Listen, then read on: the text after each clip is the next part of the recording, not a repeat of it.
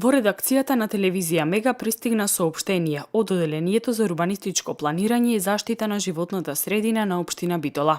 Согласно заклучоците на владата на Република Македонија, во случај на надминување на прагот на информирање за суспендираните честички со големина од 10 микрометри PM10, да не се користи за затоплување на просториите прегорено отпадно моторно масло, лакирани или обоени отпадоци од дрво и мебел, стиропор, ред амбалажа, парчиња гума и било каков синтетички материјал.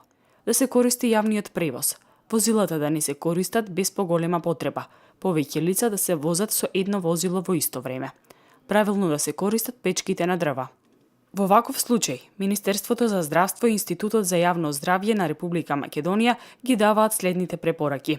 Ограничени движења на отворен простор на најранливата популација, деца, стари лица, болни од хронични болести на белодробниот и срцевиот систем со посебен ризик за болните од белодробна астма, но и за лица кои својот професионален ангажман го обавуваат на отворен простор во загадените зони во градот.